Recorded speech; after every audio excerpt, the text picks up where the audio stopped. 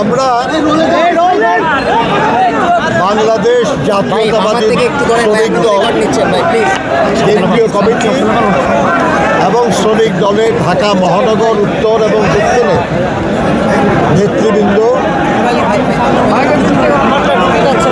আমরা এসেছিলাম আমাদের নেত্রী, বাংলাদেশের গণমানুষের নেত্রী,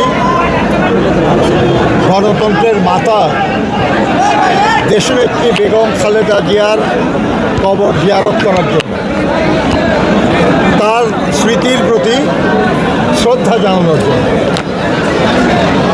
এখানেই শায়িত আছেন আমাদের শ্রমিক দলেরও প্রতিষ্ঠাতা শহীদ রাষ্ট্রপতি জিয়াউর রহমান বীর উত্তম। আমরা তাদের দুইজনের প্রতি শ্রদ্ধা জানিয়েছি, তাদের দুইজনের জন্য দোয়া করেছি আমরা। এবং আমরা এই দেশের যারা শ্রমজীবী মানুষ, আপনারা যারা সংবাদকর্মী, আপনারাও শ্রমজীবী মানুষ, আমরা এই মানুষ দুইজনকে খুবই শ্রদ্ধা করি। শুধু আমাদের দলের নেতা হিসাবে না, শহীদ রাষ্ট্রপতি জিয়াউর রহমান নিজেকে শ্রমিক বলে ঘোষণা করে আমাদের সবাইকে সম্মানিত করেছিলেন, মর্যাদা দিয়েছিলেন। আর এই শ্রমজীবী মানুষের জন্য তার অসংখ্য অবদান আছে।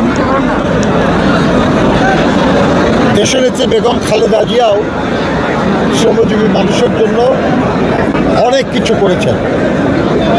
ব্রিটিশ আমল থেকে যে শ্রম আইনগুলি ছিল এর অনেকগুলি পরস্পর বিরোধী ছিল এবং এতগুলি আইন নিয়ে কাজ করা শ্রমিক আন্দোলনের জন্য এবং দেশের জন্য কষ্টকর ছিল।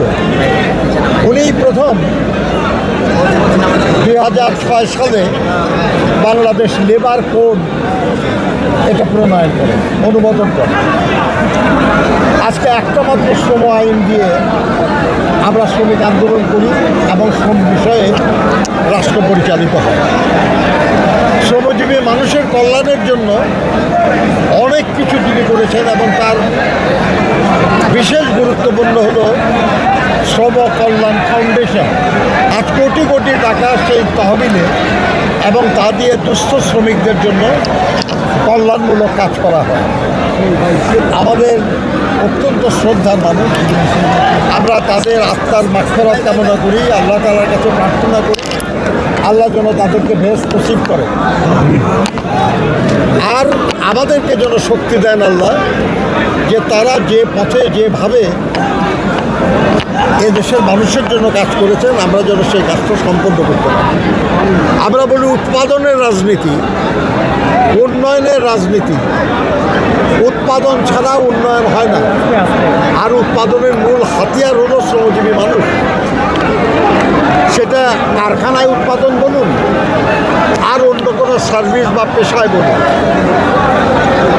এটা যেহেতু শ্রমজীবী মানুষ ছাড়া উন্নয়ন এবং সমৃদ্ধি আসে না, দেশের কল্যাণ হয় না, জনগণের কল্যাণ হয় না, সেহেতু সেই শ্রমজীবী মানুষকে যারা ভালোবাসতেন তাদের সবাই ভালোবাসা উচিত।